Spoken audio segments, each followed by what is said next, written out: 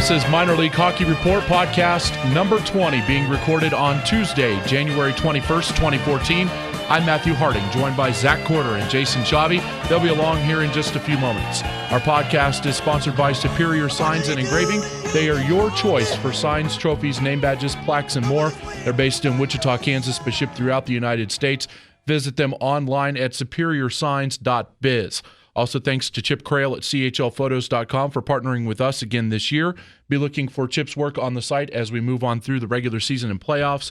And we continue to send our get well wishes down to Chip in Texas. Also, thanks to our friends over at chlforums.com for partnering with us this year and allowing us to post our stuff over there. Be looking for all of our podcast interviews and content in the CHL news section of chlforums.com. We'll start this podcast this evening on a heavy note. Our thoughts and prayers and condolences go out to the family of a former CHL player, Jason Baird. He played for the Corpus Christi Ice Rays, Indianapolis Ice, and Youngstown Steelhounds from 2002 through 2008. Jason succumbed to complications from pancreatitis last Friday at the age of 33. For those of you who may not know, Jason was hospitalized and had numerous surgeries since a landscaping accident in 2008 in Ohio. He had returned to the sport of hockey and working in the sport, but unfortunately was not able to beat pancreatitis and ultimately succumbed to it last Friday. So the hockey family is grieving with the Baird family, and we as well at Minor League Hockey Report just want to extend our condolences to the family and those players who may have played with Jason over the course of his career. There's not an easy transition from that, but we want to bring in Jason and Zach. And guys, we're back from our holiday break. How was your holiday run there? Fantastic. How was yours? Not too bad. Wasn't too bad, didn't get into any trouble.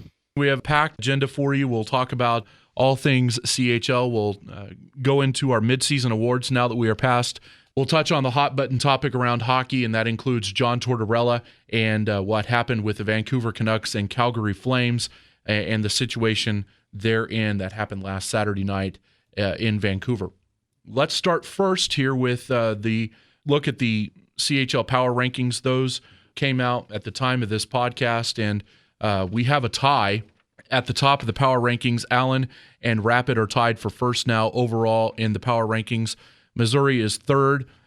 Quad City fell to sixth. Brampton's up to fifth. Arizona is now in seventh. Wichita eighth. Tulsa slid to ninth, and St. Charles is in 10th.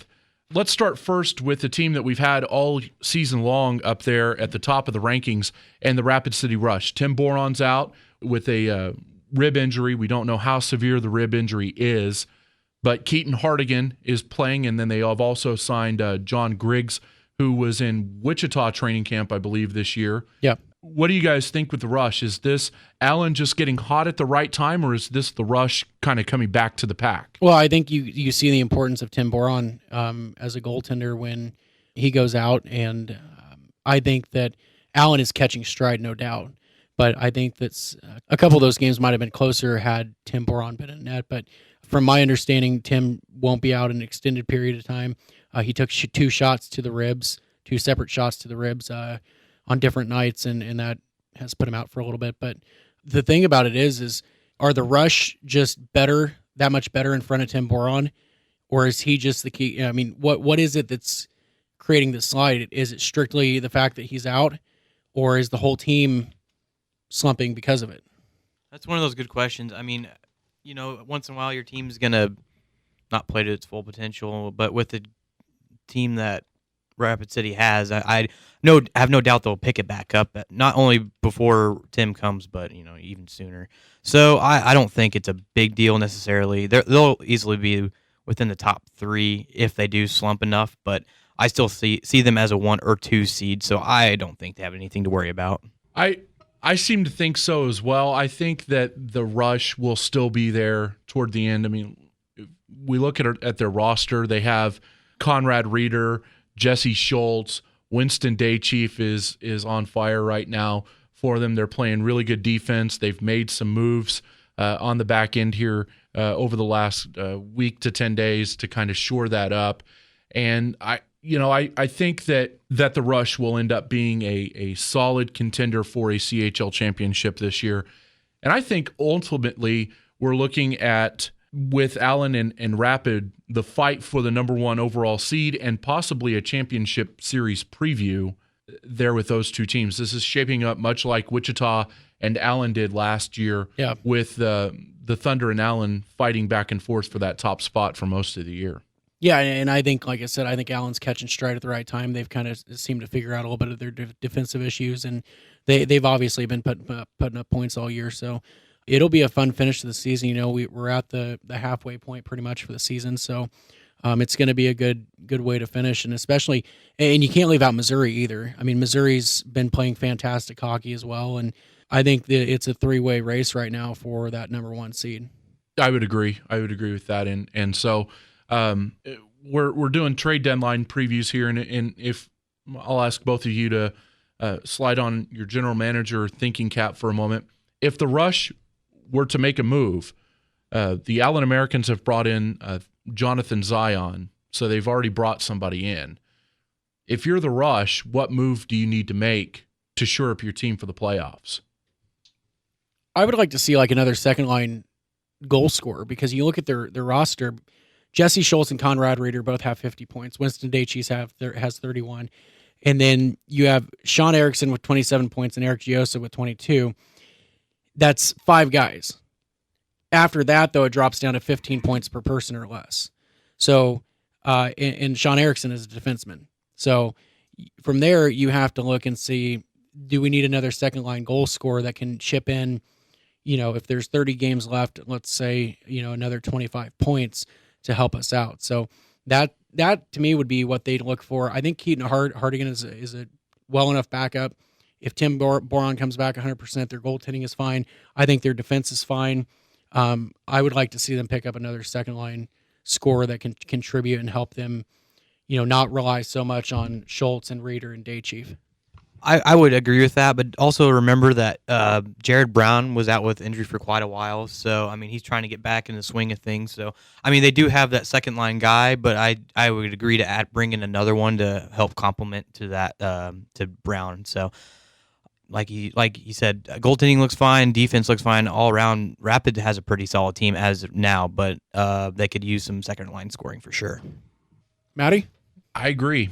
There's really not a lot of moves to be made on this team. It's just now it's tinkering with the overall chemistry in the room. And if I'm Joe Ferris, I don't think I make a move, to be honest. That's fair. I mean, but also what does it hurt to have as much scoring as you can on your team? But you're right. You don't want to screw with the team chemistry because you could start to go into tailspin, not necessarily, all the way down out of a playoff spot, but no. It could. No, that's true. But yeah, no.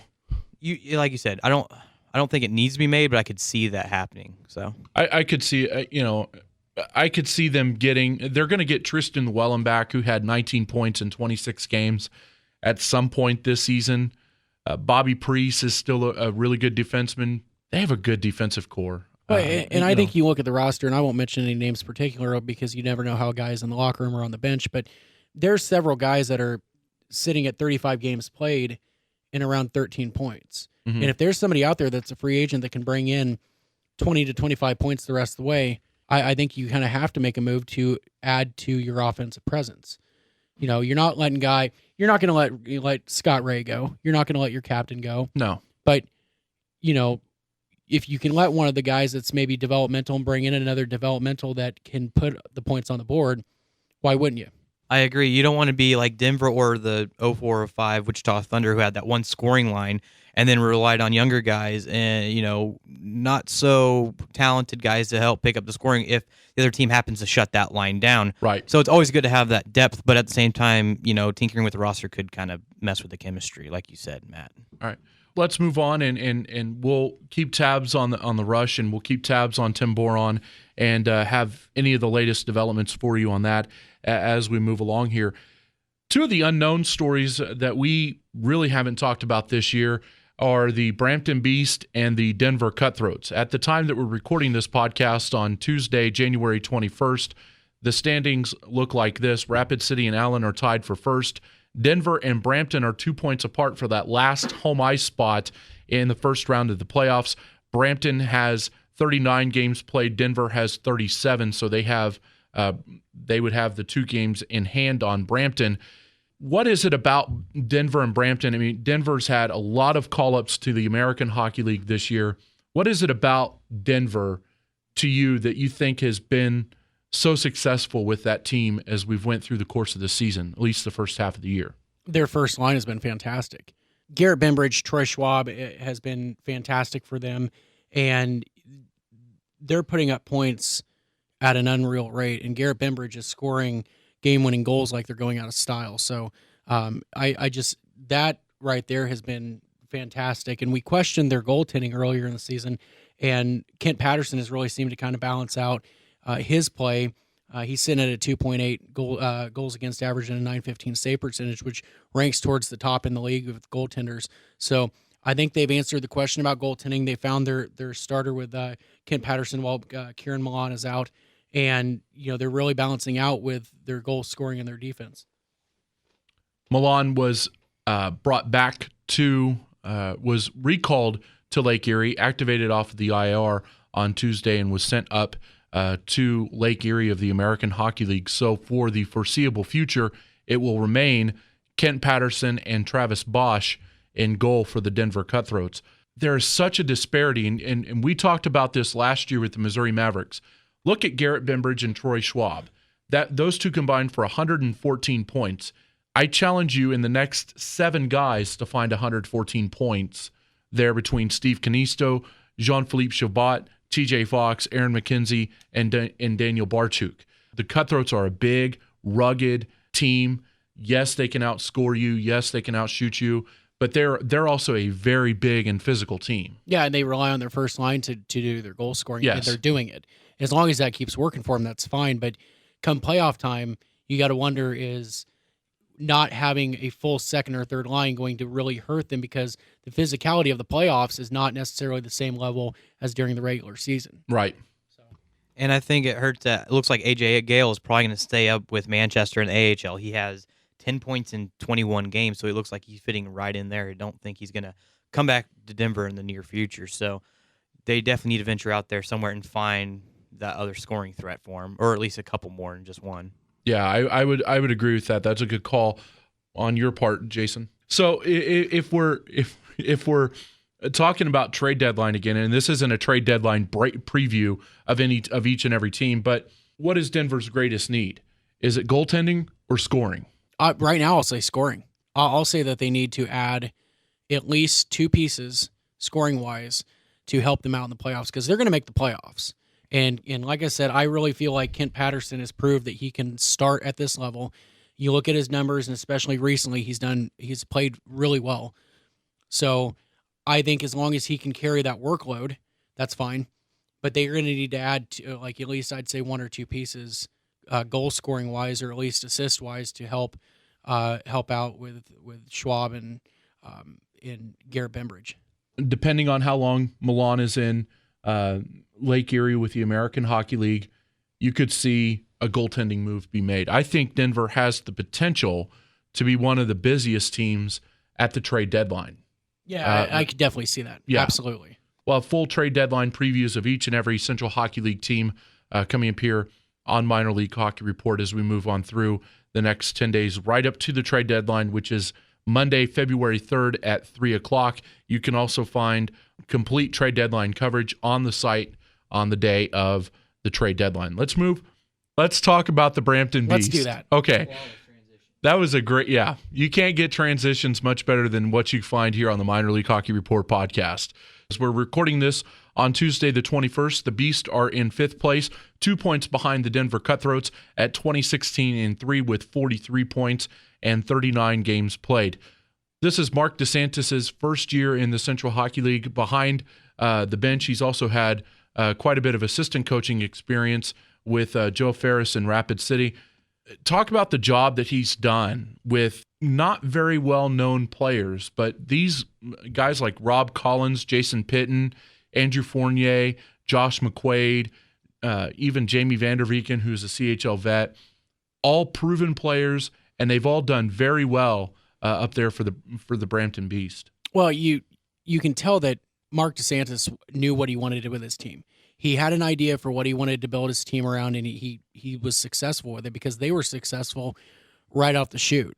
And so they're not very flashy, but they'll grind away at games. They know when to score. The thing that I've been most impressed with, which we've seen them in Wichita now a couple of times, is their ability to rebound after being scored on or get that early goal and then keeping it.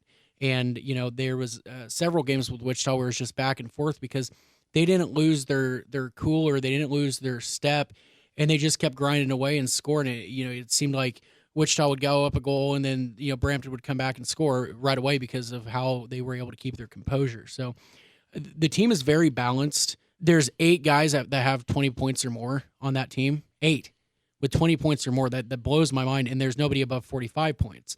So it's very balanced from top to bottom with their 3 lines. And I've been impressed with his coaching so far. And you can tell that he gets that from Joe Ferris. He took a lot from Joe Ferris because they always have balanced teams in Rapid City.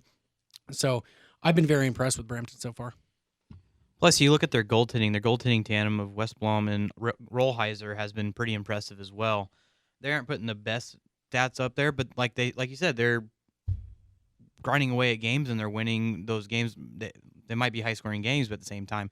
And you look at the addition of Scotty House. He has 25 points in 13 games. And you okay? Yeah, that just blows my mind. Okay. He's averaging almost 2 points a game there. Oh, yeah. So, but right now he's been granted a leave of absence from the league, so 25%. He's getting the players he wants there. But I think if they get some better D-men in there, a little bit more solid on the back end, I think this could be a very scary team come playoff time. Yeah, if we're going to sit here and talk about like trade deadline stuff, they have to add another defenseman. That's they added Steve Macway 9 games ago, which I think is a great defensive addition. He's physical, he can score, but he plays good defense. But I think you have to bring in another solid defenseman to help out on the back end, help out Christopher Westblom a little bit because the goals against average between Westblom and Rollheiser is significantly different. So I think get a little bit more defensive help. And this is another cup contender in my opinion. If you add another defenseman or 2, I think there's a couple guys that they could stand to lose to add a couple solid defensemen. The only counterpoint to that I will make is that I do not think Steve Macway is a solid defensive guy. He's great offensively, great on the power play and things like that. If you look at his stats, 21 points in 33 games, 11 of those coming on the power play. He has a minus 13. Yes, he was playing on a bad St. Charles team.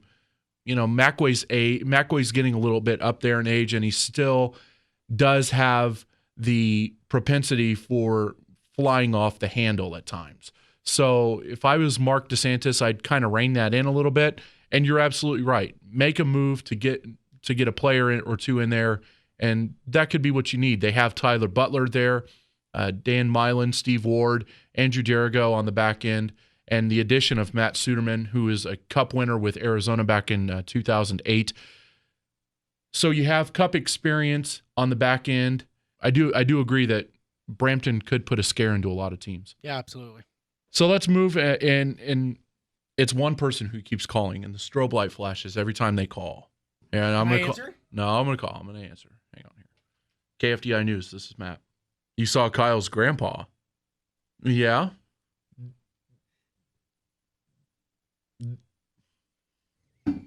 No. All right, we'll do. All right, bye-bye. It's like you had a cowboy hat on. We're trying to reset ourselves. Here's what happened. We're recording this at KFDI Studios, and we have the Radio Ranch. We have a person, a longtime listener of the Radio Ranch, who calls, and he is one of the sweetest men you've ever met. He comes up here, frequents the staff here at KFDI quite a bit, including myself, and the guy calls and went to a dance outside of Wichita and saw one of our news anchors' grandpa. And he was telling me about this, and the only thing that Zach and Jason heard on the other side of the other side of the console was Matt said we have to take this call. Okay, so Matt says KFDI News. This is Matt, And all we hear from our end is, yeah, you saw Kyle's grandpa. You have to understand, though, from our end of it, that was one of the funniest. Because, you could be anything. Oh, there was a car accident. Oh, this happened. Oh, Yeah. rain. Yeah. What's that? You saw Kyle's grandpa? Or... We had to interrupt the podcast for that. We are back now. We wanted to share it with you all because somebody out there hopefully gets a laugh out of that. But if Kyle's grandpa's listening, get a hold of us, and we want to hear what you're doing at that dance because I'm sure it was a great time. Wasn't he wearing a cowboy hat? He was wearing a cowboy hat. I'm glad we were aware of that news. Yes. Late breaking news, by the way. That's right. KFDI. That's right. It's what we do. Because when news breaks out, we fix it. Yep, that's right. All right. That's right. Hockey or something, right? Yeah, that's what we were talking about. We have a hockey website. We were going from Brampton down to Tulsa, who, again, at the time of this recording on Tuesday night, and in their last 10 games, the Tulsa Oilers are 3-7-0 and have fallen, or really haven't moved very much in the standings, still at 19-2 with 40 points, but they also have given up 143 goals in 40 games. So Bruce Ramsey is known for being a defensive specialist. What is going on with the Tulsa Oilers? I have 2 words for you. Goaltending. So they have not had a number 1 goaltender since Ian Keserich. Mm-hmm. And Ian Keserich got let go. And I still feel like that was a good move by Bruce Ramsey because he had started out the season awful. But before that, when was the last time, and I'm going to pose this question seriously, name the last time Tulsa had a solid number 1 goaltender other than Ian Keserich? Rod Branch. Would you put Kevin St. Pierre there? He No. would. No? No. Rod Branch or Tony Martino. That's my point. It's not. I honestly don't necessarily blame Bruce Ramsey because you look at the lines that they have defensively and offensively, they're fantastic. But they need to make a move at goaltending. That is a hard thing to think about. Over the last 10 games, they've let in. On average, they've averaged 4 goals a game. Brad Fogel started 1 game and gave up 6 goals. Shane Matalora has started 9 games in that stretch. He's played 9 games. And he's let in 27 goals. So he's got 3.25 goals against over that stretch. I mean, they're just giving up goals left and right. So there's a certain point where it stops becoming a defensive problem and you have to strictly blame goaltending. And I think that we've looked at this team long enough between last year and this year with the goaltenders that they've had, and you have to say it's a goaltending issue. Yeah. Yeah, I would because say so. they have 8 guys with 20 points or more, so it's not like they're not putting the puck in the net. So, I mean, what are you supposed to do if your goaltender gives up 5-6 goals and you're scoring 4 or 5? I mean, you're supposed to win games when you score 4 or 5 goals. Yeah, Right. their defense, I think all or if not all but one is a positive plus minus. So if there was a large problem on the defensive end, a couple of them would have bad plus minuses.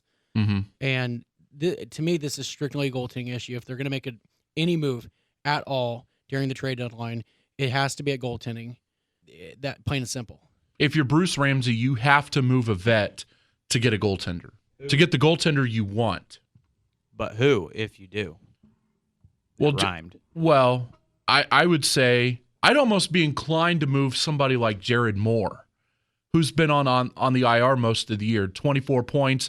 Moore is a serviceable defenseman no matter where he plays. I think, by comparison, Ryan Barlock has played 29 games, 49 penalty minutes, and can drop the gloves when you need to. Barlock can add that toughness that you need in the playoffs. I don't know if Moore can do that.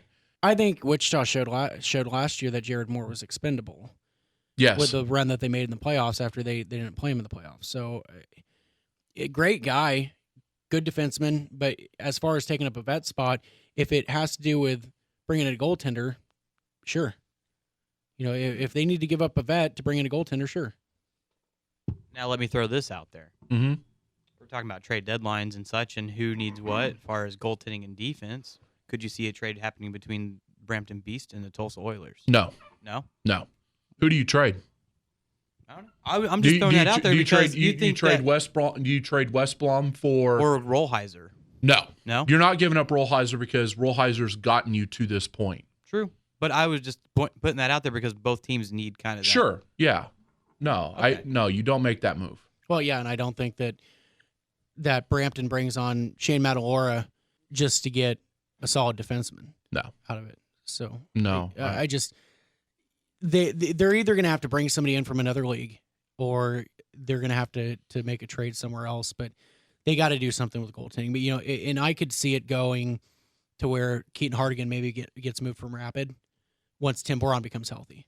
That to me is a more viable option than say Rollheiser or Westbaum because Westbaum has shown the potential that he has, and in Rollheiser between last year with Wichita and then this year the numbers he's put up so far, you can't get rid of Rollheiser. So I would see Hardigan more than being moved in Rapid once Tim Boron's back than say somebody in Brampton. What about like a Robert Moss from St. Charles, 8-12-4 with a 311 goals against average in 1,400 minutes played?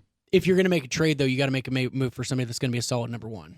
And I don't see Moss. Brad Fogel is down in Tulsa right now. I mean, he gave up 6 goals in his only game, and he's been moved around so much this year. It's. I don't think Brad Fogel has ever been that number one. No, I think Fogel was good enough to get the Brahmas where they needed to go. Yes. And because their defense was so stellar. Yes. Their defense was the best in the league, in my opinion. Yes. Maybe next to Allen. At that year, Allen had a stacked defense as well, but they were the best defense in the league.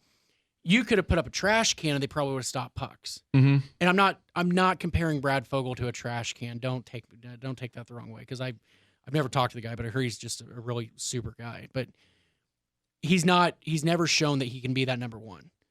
And he's had chances this year, and every time he's had those chances to take over and really jump into a spot, he's never jumped at that opportunity. Right. So I don't see Moss being the answer to that, but who knows? On a better team, who knows what he could do? Right. But I do think they need to make a move somehow or another.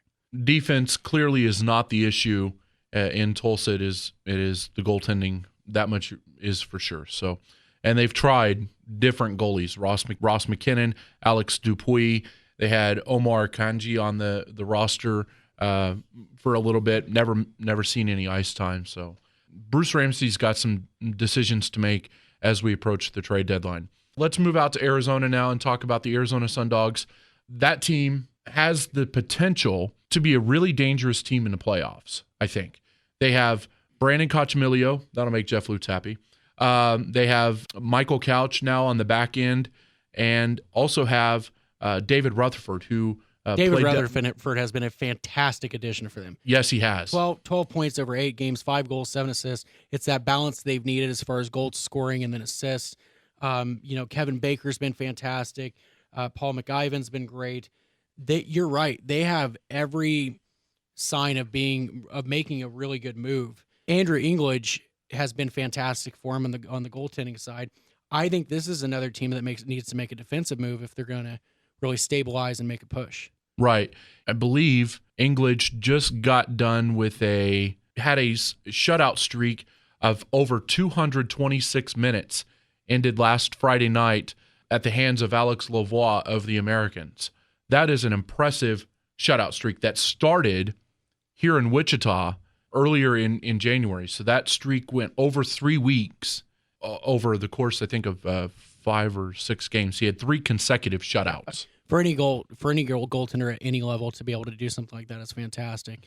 And not to diss Arizona, but on that team to do that, that's pretty impressive for him. So props to him. Yeah. So has anybody heard from Kyle's grandpa? I'm just asking. No. I'm just checking on him, seeing if he moved clubs or changed his hats. Yeah. He's fine. He's at home drinking his Ensure probably. I'm just curious on how David Rutherford kind of fell into Arizona's hands, because he seems like he's like a pretty talented player. I mean, we saw him I think it was his first game with them in Wichita. He scored immediately, and the speed and the vision that he has, I don't know why he didn't stick around the ECHL. Who knows? Maybe you can't keep all the great players. Sure, you got to have other guys play, especially if you're trying to move them up to the AHL. But regardless, he did win a cup with Bossier Shreveport the last year that he was there. Or last 2011. Last year the team was in existence. And then he also won a ECHL title with the Florida Everglades. Excuse me, running over my own words. So, I mean, this guy does bring championship presence to a team, and it looks like they're on the upswing as of right now, ever since he's come back into the lineup. He's been a really good find for them, and I'm not sure why he hasn't stuck around here in the CHL more, and I don't know what happened to him in Florida, but, you know, a guy who's won 2 cups.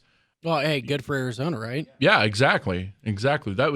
That's a boom there for Kevin Colley out there in the desert. So yeah. Arizona is going to be one of those teams to watch as we move through the second half of the season. I think that they make a run right up there with Brampton and Denver for potentially 4th or 5th overall in That's the league a bold standing. statement, Mr. Harding. Yeah, well, you know, you just that first line, and then you have that first line of Rutherford, Cochamilio, and either Baker or Morgan, and then you have a second line with either Baker or Morgan, and then you go through and you have Paul McElveen there on that second line, Brian Cameron. I mean, that's a solid group right there, no matter what. So with the goaltending that they're getting out there, they're going to make a run. So they got 33 points right now. Mm-hmm. You said that they could finish 4th or 5th. They're 15, 18, and 3 right now through 36 games. Where do they end up? Give me points, and let's just say within 3 or 4 wins, how many wins do they get by the end of the season? You got 30 games left.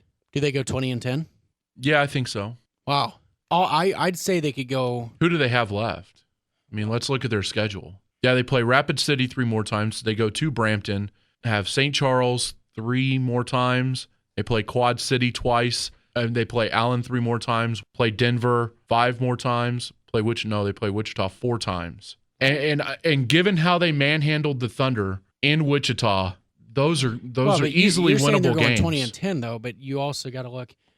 So okay, so we'll just say that what I'm saying is the floor I think for the 7 and 8 seed.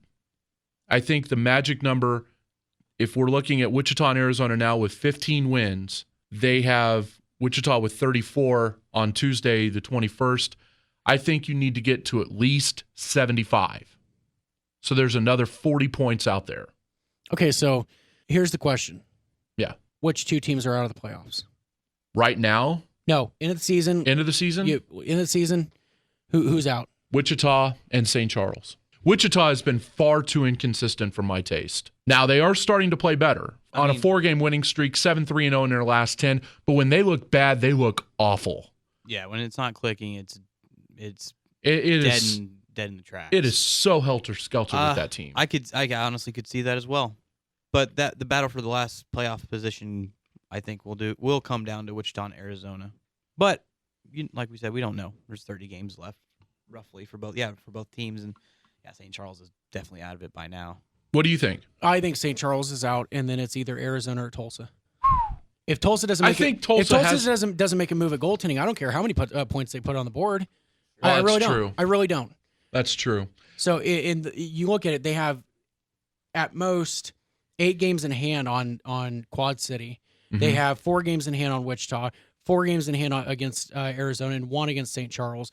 If we politely say that St. Charles is out of the race right now, mm-hmm. then you have 4 games between Wichita and Arizona, and only 7 points and 6 points respectively separate those 2 teams. Mm-hmm. And with the way that 3-7-0 in their last 10 for Tulsa, if Tulsa keeps playing the way they do, and Arizona and Wichita keep playing the way they do, Wichita's on a 4-game winning streak. Arizona picked up Cochamilio and Rutherford, and they've looked like they're on the right track. Mm-hmm. Who's the odd man out? Well, yeah, you're right. I don't see Quad slipping. I don't No. see Brampton slipping that far. Denver and Missouri, obviously, I don't see slipping that far. No. So if there's going to be an odd man out, and the 2 teams that we're talking about, Wichita and Arizona, keep continuing the way they are right now, I think Tulsa's the odd man out. That's an interesting thought. I had not thought of that. I had thought that Tulsa all along they had enough scoring and just enough defense they played to get to the playoffs. They played enough games that they have so many games in hand That's that you look at the standings. right. You look at the standings and you're like, oh, okay. But then if you break it down through the tech stats and at Point Streak, and you look at them through their last 5 or 10 games, they're awful right now. Yeah. And what's the common denominator with the awfulness? Goaltending. So, yeah, if that doesn't change, Tulsa, I think, slips far enough. Yeah. Because honestly, Wichita has to figure out something. And I think Wichita can go 500 the rest of the way. And right now, Tulsa is sitting at 500. Tulsa, interestingly enough, you were talking about the goaltending. Shane Matalodora in his last 4 games is 3-1-0 with a 2.01 goals against average and a shutout. Okay, what about the last 10? In his last 10 overall, you're right. I mean, but if you were just 3.25 goals against average, 3-6-0 with a shutout and a 3.25 goals against average. But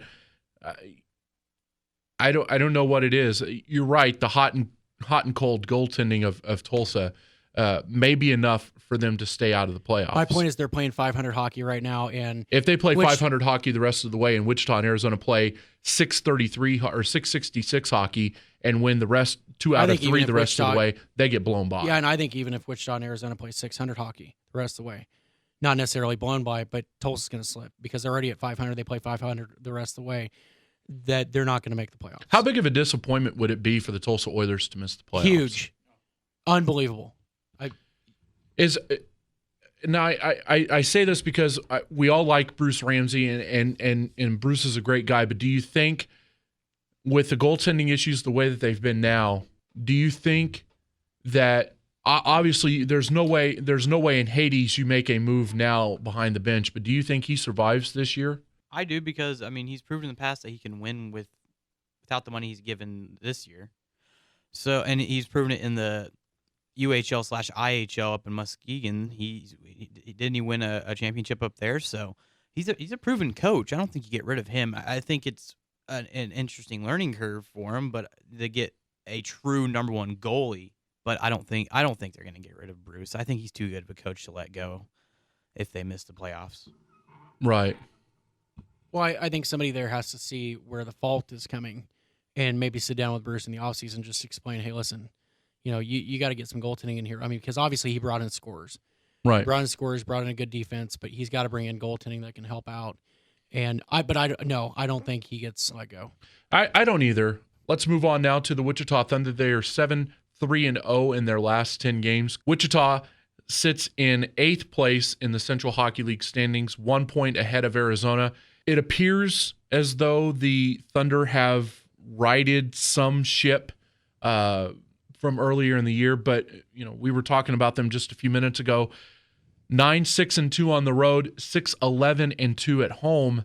But since the last time we talked, though, they've improved their home stats quite a bit. They have. You're right, and they came off a very good weekend where David Brown gave up 1 goal in both of his outings. Yeah. Against the Quad City Mallards and against the Missouri Mavericks on Sunday. Honestly, does the Wichita Thunder and head coach Kevin McClelland need to make any moves here at the trade deadline? And if so, what moves do you make? If they were to make a move, I think it would be on the defensive side and maybe getting another defensive defenseman. But I liked him to begin with, and then they traded him to St. Charles. And when they brought him back, I was happy to see that because of what he brings to the team. He's a +3, and he's just a solid defensive defenseman, and that's all he does. And that's what you need guys like that to play on the defensive side. You just can't have offensive defensemen that pinch all the time. And so I was happy to see that for them. But honestly, I don't think that they should make a move. Wichita and Kevin McClelland in general, he makes his moves early in the season. And that's the team he sticks with. And I give him a lot of credit for that because he trusts them to figure it out. And the one thing that's been really telling for me is you look at guys like Mike Wilson, RG Flath of late, who in the playoffs last year was incredible for Wichita, but started out the season very slow. He's figured it out the last couple games. We actually gave Mike Wilson quite a bit of trouble the last time we spoke. And he's figured it out recently on the defensive side. He's got 3 goals in his last 4 games, +6 through that stretch. So, and that's a good thing because we critiqued the fact that he was worrying too much about the offensive side of things and not the defensive side of things when you're +6 through that stretch, that's a good thing for him on the defensive side. And, like I said, RG Flath has figured things out. They got Matt Summers back now. So I think a lot of things are coming together. And even the third line between Dustin Donnie, Jared Walker, and Jason Wilson has been clicking as far as really cycling the puck real well, pressuring the forecheck. So I think that it was a matter of them clicking and some of those key guys that, figuring out what their role is. And I think he's finally gotten to that point. And how good, though, has David Brown been? You get bounced around from two teams. You land in Wichita. You're not really even sure if you're going to stick there. And he was a little shaky his first couple starts, but he has been solid. He's been money lately for the Thunder. When Taylor Nelson looked to be the clear number one, yeah, Brown's been getting the majority of the starts recently. Yeah, and David Brown's in his 12 starts with Wichita in just about 700 minutes played, 6-6-0 with a 2.6 goals against average. What can Brown do for you? He can stop the puck. He's been really good. That's what he can do. He's been really good. And let's be perfectly clear about this. The start of the Thunder season should not rest on the shoulders of Torrey Jung. It should not rest on the shoulders of Torrey Jung. No, not at all. Not at all. He played his ass off in the playoffs and finals last year, and it's unfortunate that Torrey is not here to help the team right the ship. But I think now they have the situation in goal settled, and I think that this is the team that Kevin McClellan's going to go with the rest of the way. I think if you make one move, you maybe trade Nick McParland for an extra defensive piece and go with 70 men in the playoffs and 10 forwards, or 9 and 7, as opposed to 10 and 6. As opposed to 10 and 6. And I personally am a fan of McParland. I am too. But no, I can see where that would be beneficial. Yeah, you're absolutely right. Or you could stick him on that third line and then trade one of those pieces away. But, it's just a little bit of tinkering. But McClelland has always had a knack for making that move. We've talked about this in years past. He's had a knack for making that in-season move that solidifies the team. I have a hunch that I think we see maybe a move like a Garrett Bembridge before the playoffs kind of move coming for the Thunder if they are close. The problem with that has been, and I'm not blaming Kevin McClellan for this, but he's got a knack for bringing in really good players at the playoff time and them falling flat. Mm-hmm. And that says a lot about Kevin, that he can bring in players like a Garrett Bembridge at the playoff time. But how in the hell is Garrett Bembridge lighting up the CHL right now? But in the playoffs a couple years ago, he couldn't buy a goal. I think it was the line pair he was with in that run. So then do you actually blame that on Kevin McClellan? No. Okay. No, I don't. I mean, he's made fantastic moves towards the end of the year to bring in guys, and they've just completely not lived up to expectations. Yeah. And I think it's actually hurt their chances. They made the finals and they've lost because maybe that key piece didn't contribute what they needed to. Right. So and maybe he tries, maybe he doesn't make that move and says, these are the guys that I'm going to ride or die with. Yeah. I think for once he has to be able to do that. He has to do that once, because you have to really trust, especially if they right the ship. If they go 20-10 the rest of the way, let's say, then you have to stick with what you got. Okay, better chances of winning 2 out of 3 the rest of the way, Wichita or Arizona? I think they both can. Wichita has figured it out mentally. Mm-hmm. Arizona figured it out roster-wise. They brought in the key pieces they needed to, and the key players that Wichita needed to step up have. Mm-hmm. So I honestly think they both can. That's why I was concerned with Tulsa, right, and Kyle's grandpa about not making the playoffs.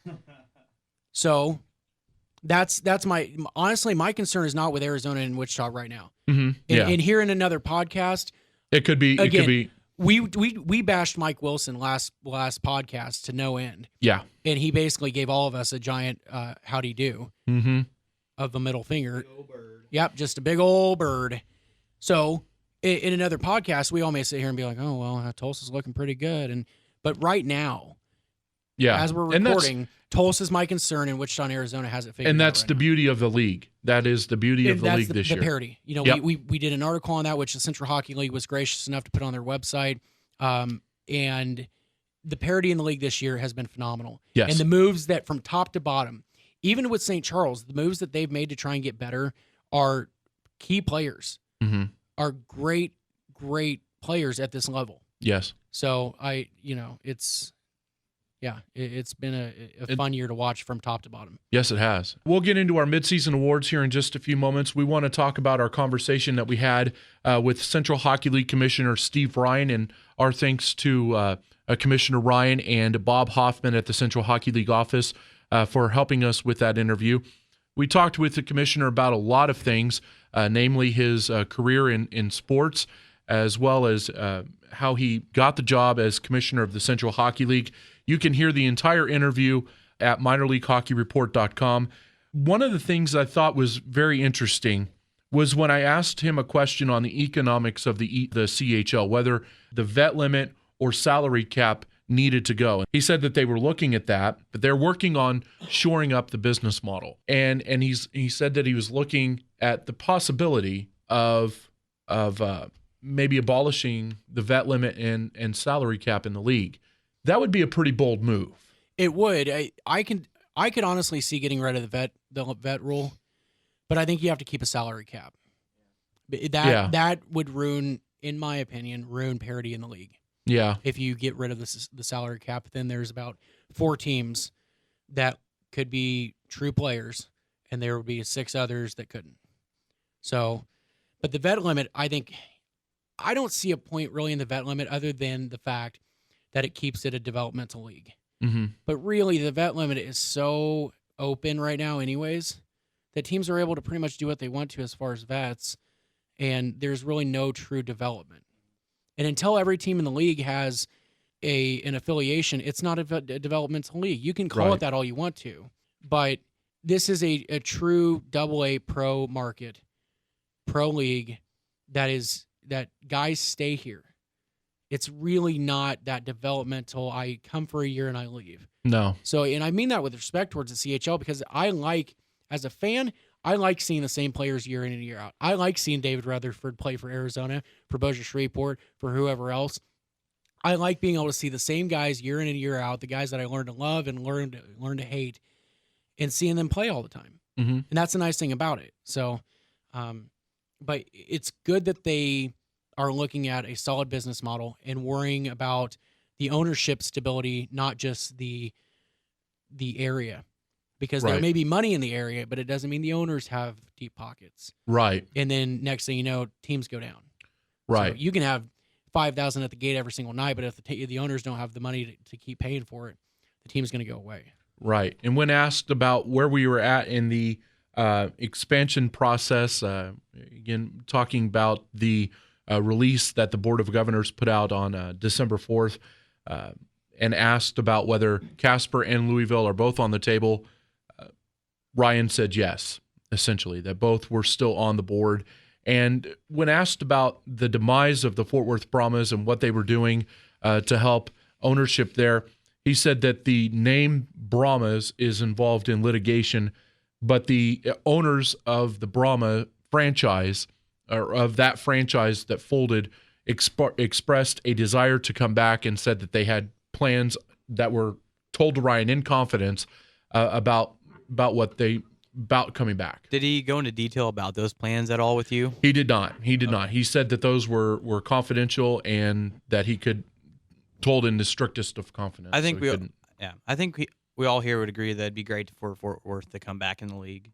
Absolutely. But I hope like either they go back to the convention center, or they build an arena kind of like Allen's down there and have it their own, have their own arena, and actually have more than 2,000 seats in the place. Right. Because those fans were probably one of the most loyal fan bases when they came back the second time. Absolutely. And God, they like to bang those seats with those cowbells and those vuvuzelas. Yeah. So, but no, we don't. More vuvuzela! We hate seeing teams like that with a great fan base exit the league. So I would love to see the quote unquote Brahma franchise, whatever they come back as, if they don't come back as the Brahms. I hope to see Fort Worth come back in the league as soon as they can. Right. And so, and we also talked with him about the possibility of going back into Bossier Shreveport and Oklahoma City, two markets that had CHL franchises at one time. He said that everything, again, is on the table as far as that. He said he has had a brief dialogue with folks in Bossier Shreveport, but said that Oklahoma City, if it were to come open, would absolutely be a top priority. And when I asked him about whether there was a preset number or a desired number of teams, I know when Zach and I talked with former Commissioner Dwayne Lewis last year, he had mentioned anywhere from 16 to 18 teams and being in that range. Ryan said that there was no preset number and says essentially that it's quality over quantity in terms of franchises, no matter where the footprint is. Yeah, so it sounds like he has a really good vision for where he wants to take the CHL. And that has to be a motto anywhere you go. NFL, NHL, CHL, whatever. Quality over quantity. And you look at any league, there's always those couple of teams that could stand to get better, whether it be attendance, ownership, on ice production. So it's good that they're making sure that not only are the markets good for the league, but so is the ownership groups. Mm-hmm. And so, yeah, I would agree. I'd rather have 14 good teams in the league rather than 18 with 4 or 5 mediocre teams or bad teams. Yes.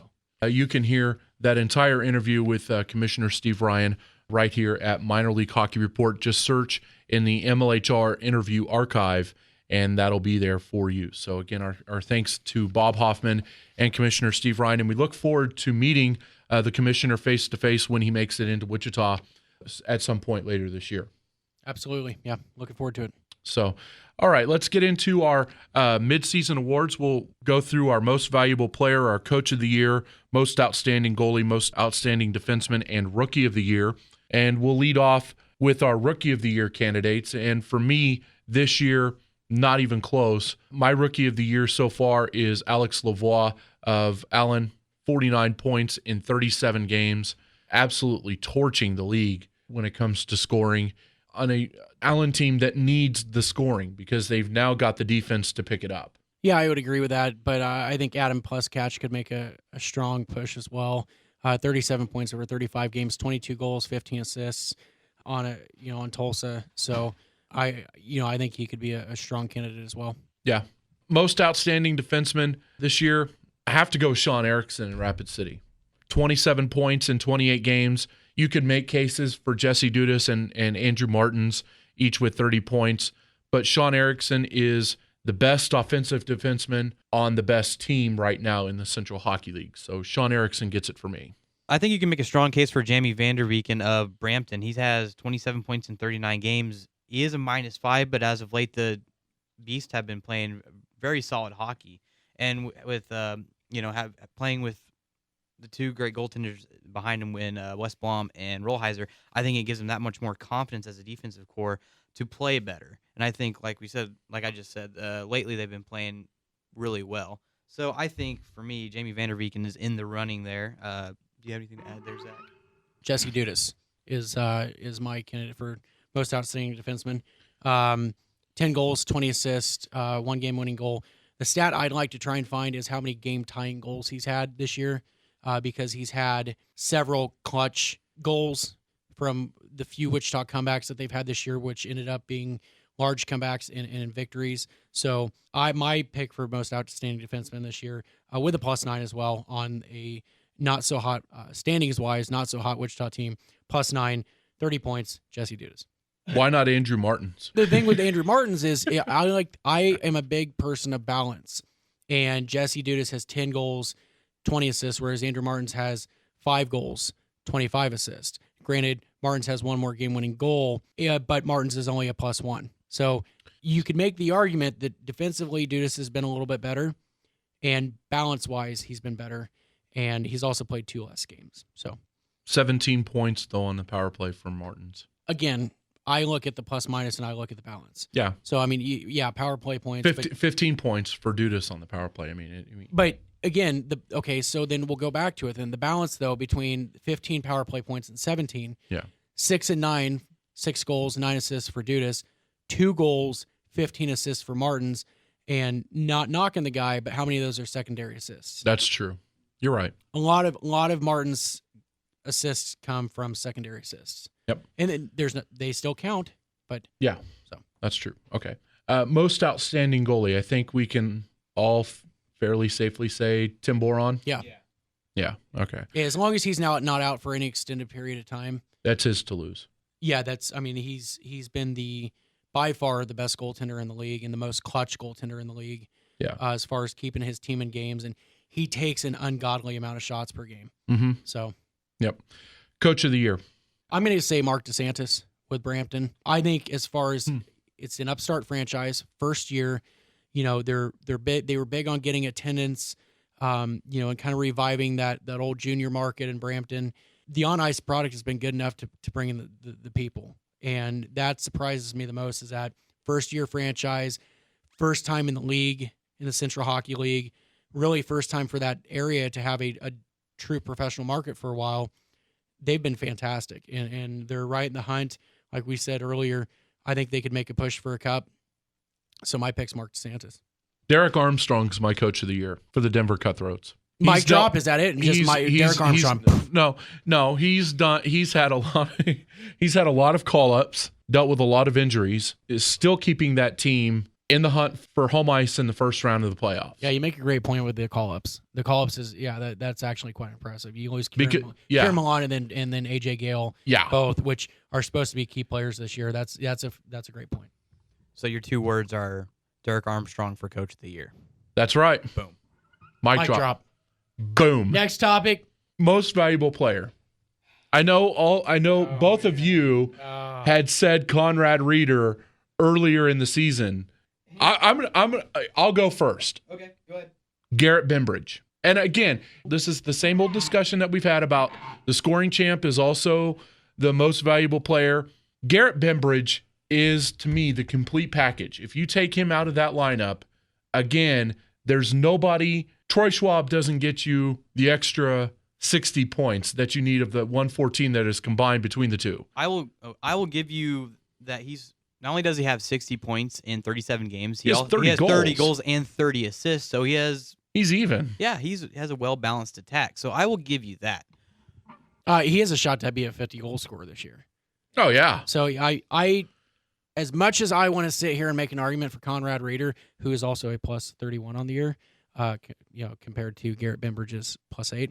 But here's I'm going to agree with you, and I'm going to give you one more stat to add to that compared to Conrad Reeder, we all have a man crush on Conrad Reeder's style of play around here. But Conrad Reeder has 14 points on the power play, 6 goals, 8 assists. Garrett Bembridge, 12 goals, 16 assists on the power play. He's got 28 power play points out of his 60. Wow. So that's production on the special teams side and 6 game-winning goals. Garrett Bembridge, I think we can all agree here, is a far and away MVP of the league right now. Yes. Garrett Bembridge, yes. Another stat here, 214 shots for Bembridge. The next closest person, Troy Schwab with 101. That guy is a firing range when he gets on the ice. Looks like one. I mean, are you sure about that? Are you talking about on the team? Or as Garrett Bembridge has 214 shots himself. You said Troy Schwab is next. Are you talking about Troy Schwab is next on the Cutthroats with 101. Okay, I was going to say because in the league next is Paul McIvan. So yeah, but still he has over 50 more shots. That's another. I got a question. I mean, he's still putting up points, but what do you think is up with Sebastian Tunnell this year? That he only has 45 points in 35 games. I mean, he's still over a point per game, but he's not in the top 5 like he usually is. That's an odd statistic. I wonder if he doesn't have the playmakers around him. I will say the opposite of that. He has more people around him to help contribute. Look at you got Eric Castonguay, with 37 points. You have Andrew Courtney with 35 points, Trevor Kell with 34 points, Mike Ramsey with 25 points, John Scott Dixon with 21 points, and Rob Klebon and Matt Stevenson both with 20 points. I would argue that they have more help around Sebastian Tunnell this year than they normally do. That's true. That's an excellent point. They normally have about 5 forwards that will produce at point a game or slightly under. And I mentioned several guys there with 25 and 21, 20. But if you have 8 guys or more with 20 or more points, you're getting point production from several people. Yes. And if they're spreading it around, they're getting points. You look at Andrew Courtney, he's got 19 goals. And John Scott Dixon only has 21 points, but 13 of those points are goals. Right. So I would actually argue the opposite and say that they have put more playmakers and people around Sebastian Tunnell to help him out. That way he doesn't have to find people and do all the work. I mean, he had so many assists in the last several years. He's able to kind of just be a contributor rather than that guy. Yeah, that's true. That's an excellent point. And I think this is his most well-rounded team that he's been on in Missouri.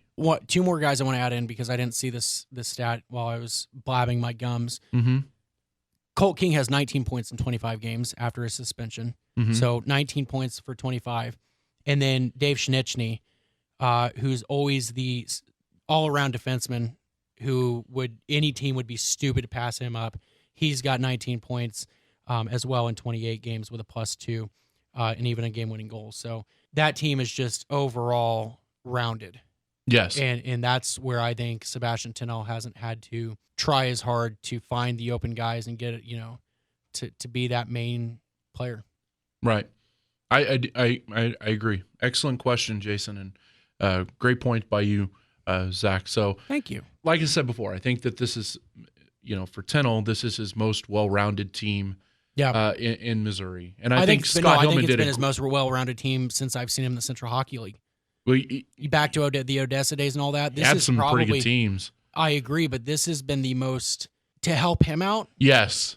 Absolutely. Yes. How many times have we seen him with 96, 98 points and carry a team? His back had to have been hurt in a couple of those seasons. Sure.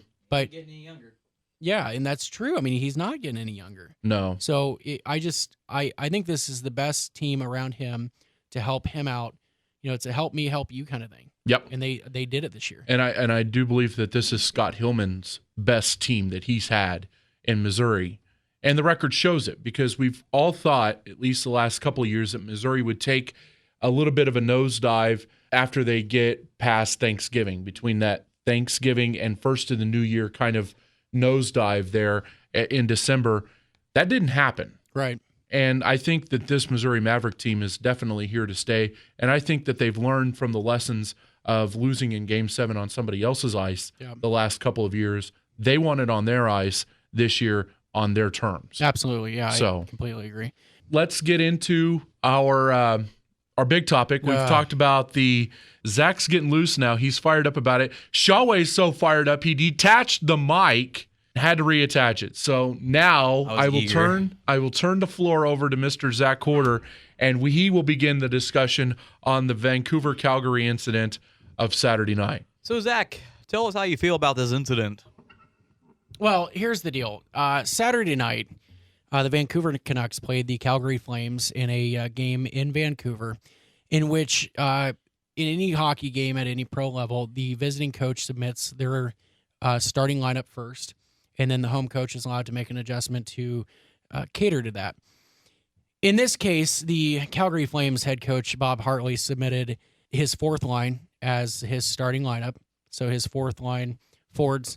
And John Tortorella, when he received that, instead of putting out the Sedin twins or any of his other scoring lines, also put out his fourth line to match that. A full-scale line brawl ensued, minus the goaltenders. And during the intermission, John Tortorella was seen through CBC cameras trying to go into the Calgary Flames locker room. And while on the bench during this brawl, was visually upset with Bob Hartley. And here's where I get hot and bothered, is I feel rightfully so. I feel like John Tortorella had every right to be upset that Bob Hartley, whose Calgary Flames are one of the worst teams in the league. They're battling for the number 1 draft pick, and the Vancouver Canucks are a playoff contending team right now with a first-year head coach that's trying to figure out how to use, to the best of his ability, a very skilled hockey team and take them to that next level that Alain Vigneault could not do. And to me, it's an insult to John Tortorella that Bob Hartley would do such a thing. It's an insult to the game. And the problem that I have with it is that the media has tried to give John Tortorella a black eye and say that this was wrong of him. He received a 6-game suspension, which will go for 15 days. And I think that John deserves this suspension because he shouldn't have tried to go into the locker room. And I don't necessarily blame the brawl on him. I blame that on Bob Hartley. But he should not have tried to go in the locker room. He's had history with the league, and that's what deems the 6-game suspension. I agree with the suspension. But what I don't agree with is with writers like Adam Minnick from Pro Hockey News, who tries to say that Tortorella is a problem for hockey and needs to be basically thrown out of the game. That is an asinine comment from somebody who's supposed to be a professional writer with a revered hockey source. And that is a coach that, in my opinion, was sticking up for his team. He, instead of putting out the Sedin twins, instead of putting out one of the second or other third lines, because what this Adam Minnick's trying to say is that he could have put out a second or third line, and nothing would have, no problem would have ever happened. Who's to say that they still wouldn't have tried to fight? And the problem with the idea of putting out the second or third line is, in Vancouver, the second or third line is just as good as the first line. Are they the Sedin twins? No. Are they Ryan Kessler? No. But they are just as good. They are just as skilled.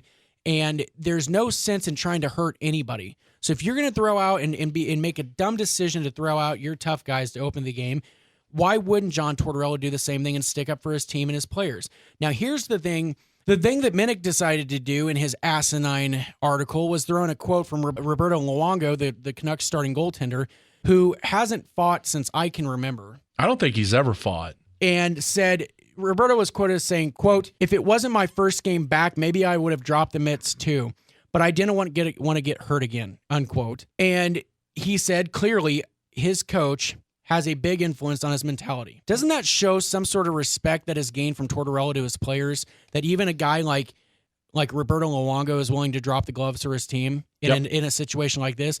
If Roberto Luongo would have thought that this was a dumb decision by John Tortorella, don't you think Roberto Luongo would have came out and said, hey, listen, I didn't necessarily agree with it. It's not good for hockey, yada, yada, yada, or not said anything at all. But instead, he said, I would have done the same thing had I not just come back from injury, and I would have helped my team out just as much. So bottom line, because I could talk about this for about 30 minutes, which we did earlier on the phone today. Yeah. Is it's not right for journalists, and we are journalists for the Central Hockey League, to bash on teams, players, or coaches and give the sport of hockey a black eye, because John Tortorella didn't do that. John Tortorella went a little too far in a locker room and probably shouldn't have tried to go into the Calgary locker room. But that shows what the passion that he has for his team and the passion that he has for the players that play for him. He's not just a coach that wants to win. It doesn't matter what players are sitting in front of him. He buys into his players just as much as he wants them to buy into him. And John Tortorella, to say that he shouldn't be in the game of hockey is stupid, because he's won. And he's won it with several different types of teams. The Rangers had very skilled teams. They had very tough teams. The Tampa Bay team that he won a Stanley Cup with was very skilled. So to say that Tortorella is a goon of a coach or a guy that only likes to thug it up is completely dumb and naive, in my opinion. And this whole situation was blown way out of proportion. And Bob Hartley needs to be looked at more than John Tortorella for giving the league and the entire situation a black eye, because his stupid decision to start his fourth line instead of trying to actually play the hockey game is what started this whole thing. I agree. And here's where I think we need to start the discussion. We're just starting it. Whoops. It's a very no. You're fine. No, you're fine. I think that you had say it. No, I think Tortorella went too far. No, the league didn't get the punishment right for Bob Hartley. If the league wants to get staged fighting out of the game, Hartley needs to be suspended Absolutely. as much, if not more, than Tortorella. And the league is sending mixed messages here. Even the announcers knew that this was coming. This was so blatantly obvious. You could see everybody could see it coming. I mean, Stevie Wonder, Ray Charles, and Roy Orbison could see this coming. Bob Hartley needed to be fined and fined heavily. Well, and the fact that he wouldn't even look at Tortorella. $25,000 to impress your general manager, Brian Burke, is crap. Yeah. I'm sorry. Yeah, and Hartley, if you want to look at coaching records and who's the better coach and who made a smart decision here, Tortorella has won way more games than Bob Hartley has recently. Now, Hartley coached well with the Avs, but other than that, I mean, he hasn't had impressive records since then, whereas John Tortorella has. Right. And the quote from this article that I want to I won't go off on another tangent, but he says the league has called more penalties on shots to the head, hits from behind, and anything else it deems dirty. Now it's time to blow the final whistle on John Tortorella. And you make the point about Bob Hartley needing to be fined and suspended more, if not. So then why aren't people looking at Bob Hartley like this, but yet this guy gets to put out this article about John Tortorella being basically banned from the league? Well, I think if Tortorella hadn't been a Richard to the media in the past, yeah, this wouldn't be an issue. Well, let's be honest. He would have probably been heavily fined, maybe suspended, but this wouldn't have been a problem. Let's be honest with each other, though. Okay, I agree with your assessment. I'm agreeing with you here. Yeah. Let's be honest though with each other and with everybody here. John Tortorella's comments to the media, a lot of it has been about officiating, okay, which is understood. But he has a right to do that. And if he's going to go ahead and want to take a fine, just like Mark Cuban in the NBA, if he's okay with taking the fine and he's not doing anything that's not PC other than cussing, really he has a right to his opinion. Yep. And if he wants to talk about the league and the officials and he wants to tell a reporter to go fly a kite, he has every right to do so, and he knows the repercussions of it. He knew the repercussions of it going in that locker room. Mm-hmm. My take on it, though, and we've all sat here and agreed on it, though, is that John Tortorella did that to stick up for his players and his team. And after the comments from Roberto Luongo, which this guy in this Pro Hockey News article is trying to take and turn into a negative comment, it makes me believe that they've bought into him more than, just as much as he's bought into his players. And the comment that you made earlier, which I want to point out and let you take on, is Kevin Bieksa's role in this fight. Yes. And I think Bieksa... Oh, go ahead. I would say Bieksa won the face-off. Yes, he did. He won the face-off and he won the fight. That's a moral victory for winning the face-off, and that's an even better victory for winning the fight. Yeah, he beat up Kevin Westgarth. But you can't tell me that there isn't veteran leadership, that every single Vancouver Canuck is pulling from the same rope under John Tortorella. When Bieksa, an assistant captain, comes up and taps Kellen Lane, I think his name is, number 54 for the Vancouver Canucks, Kellen Lane, taps Lane on the ass and says, "Get back in my spot. I've got this guy." Like I said, everybody on the ice knew what was going to happen. So Bieksa goes up, taps him on the butt, says, "I've got this. Go back and get in my spot." And Tortorella felt like crap because he put that kid out there. Yep. His first game, he said, "There's no way." He said, "That is my biggest mistake." Yep. Out of all of that, that is my biggest mistake. Right, and Bieksa really stepped up there. Yes. And if you didn't respect the leadership of to the leadership in the team and to the leadership from the coach down. And in his post-game news conference, when they asked him about this, which John Tortorella was surprisingly calm in, he made his point known about Bob Hartley, but they asked him, what did you say to your players? And he said, "I apologize to each and every one of those players for what happened." Mm-hmm. He goes, "I didn't want it to happen. It wasn't what I intended. But when you put a lineup like that out there, I'm not going to put the Sedin twins out," which you'd be stupid to do. Right. You're a last place team. Who's to say that one of those guys isn't going to just sucker punch Daniel Sedin? Mm-hmm. Honestly, I'm not going to put out my second line. I'm not going to put out my third line. I'm going to match it. Why wouldn't you? If they start their first line, why wouldn't you start your first line? If they're going to put out their fourth line, match it. Right. This is more on Bob Hartley to me than it is on John Tortorella, but we all here agree. And let's just get it out and say it. We all agree that the suspension towards John Tortorella is deemed and it was appropriate. Yes. Okay. It was appropriate, but only because of his history. And the fact that he went toward the locker room. And you made a great point earlier. What if CBC's cameras weren't in there? Yes. What if this wasn't on camera? Yes. Does the NHL maybe shush it a little bit more and he gets 3 to 5 games? Or does it just kind of, I would say that it would be the latter, and we'd have a much more explosive incident. Yeah, well, that it keeps going. Yeah. But And this is what NHL Senior Executive Vice President of Hockey Operations Colin Campbell said when he announced the suspension. Quote, Mr. Tortorella's actions in attempting to enter the Calgary Flames locker room after the first period were both dangerous and an embarrassment to the league. Coaches in the NHL bear responsibility of providing leadership even when emotions run high, and Mr. Tortorella failed in his responsibility to the game. In asking CHL Commissioner Steve Ryan about that on Tuesday in our interview, Ryan said the exact same thing Coley Campbell did in that quote, that coaches are held to a higher standard than players. If this was Tom Sestito going into the Calgary Flames locker room, still 10 games. Right.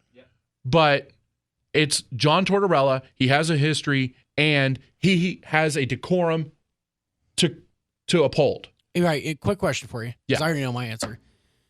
Did John Tortorella know what he was doing during all of his actions? I think so. Absolutely. I think so.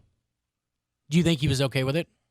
I think so. I think so too. And like you and I discussed, this gives him a chance to sit at home, watch tape, figure out what needs to be made, what tinkering he needs to do, make those moves, come back, and if Vancouver's in the middle of a run. And one of the few points one of the few really good journalists out there, Bob McKenzie from TSN, pointed out, Vancouver has 2 solid assistant coaches that have NHL head coaching experiences that are able to take over that team. They're not left in bad hands. No. And John Tortorella really can't sit back, watch these games from home with a beer in his hand and see what's wrong with his team or what's right with his team and fix those things. Mm-hmm. But I think he knew what he was doing. I think he knew what the consequences were going to be to a certain degree. And I think he was perfectly okay with it because that was what was best for his team, what to stick up for his team. So, right. I obviously started this off on a hot tangent, but I think it's irresponsible for journalists, and we are 3 journalists within the Central Hockey League. Rich is one down in Tulsa. Chip is one down in Allen. Journalists have a responsibility to not dog on the leagues and teams that they cover for. Right. You can tell the truth, but be tactful about it. And the game of hockey struggles to succeed in the U.S. as much now as it ever has. Maybe except for after 2004, but in the last 10 years, the game of hockey in the U.S. has struggled. So I don't see any point, if you want to call yourself a hockey writer or a hockey journalist, to bash on a team or a league irresponsibly and unknowingly, without educating yourself on what actually happened. Completely agree with what you both have been saying. So, but yeah. I mean, obviously we were in agreement too that if Bob Hartley doesn't put that line out there, all this does not happen whatsoever. Right. Why not start your third line? Why not start your third line? Good point. Well, you can start your third line and still come out with a bang and make a couple checks and start out physical without creating an all-out line brawl. You know who the coach is on the other side. Right, and you know what he's going to do because he's done it before. He did it twice. He did it once with the New Jersey Devils, and here's the deal. He didn't know that was twice. What happened with the whole Devils incident, it was a mutual thing. That had been building. They'd been building with the players, especially the 2 players on the wings that dropped the gloves. It was time. It's good, hard hockey. Yeah. And was it a staged fight? Sure. Yeah. But was it one that was going to happen regardless of if it went 15 seconds into the game, 20 minutes into the game, or 40 minutes? Yes, it was going to happen. Mm-hmm. So that was one of those ones but this was one that was staged because of Bob Hartley's irresponsibility and lack of respect for the other coach to say, I'm going to play a hard hockey game. I'm going to play it, not a goon hockey game. I'm going to play a hard hockey game and try and get 2 points here for my club. Mm-hmm. Instead, he's trying for a number 1 draft pick and just decides to basically crap can the game from the beginning. Right. It happens, but it's not to the point that there's a set to line brawl every single time. You have to understand that coaches do put out their fourth lines every single time. And if you're a hockey fan listening to this podcast, you know hockey coaches put out fourth lines all the time. They match up lines, and that is the name of the game. You're trying to get an edge. Yep. There was no edge to be gotten here by Hartley putting out his fourth line, having 3 guys ejected, and by Tortorella putting out his fourth line, having 3 guys ejected, and himself suspended 15 days. And that's where I'll leave my part of the argument. I completely support Torts in this. Yep. But there was no net gain from it except that Vancouver won a gutty win. That was a gutty win by that Vancouver team. 3-2 in a shootout. And I think that if that is one point that you can draw to if you're a Vancouver Canuck fan, you can circle that date, that hour, and that minute on your calendar and say that is the time that our season changed. Yeah, absolutely. Yep. So good on you, Torts. Yeah. You're. This is a Torts house, I think, for this one. Yeah. That'll wrap it up for this edition of the Minor League Hockey Report podcast. Our thanks to Superior Signs and Engraving. They are your choice for signs, trophies, banners, plaques, and more. Visit them online at superiorsigns.biz. Also thanks to Chip Crail and our friends over at chlforums.com. For Jason Shavi, Zach Corder, I'm Matthew Harding, and we will talk to you here soon. Follow us on Twitter. Follow us on Facebook as well. Have a good night.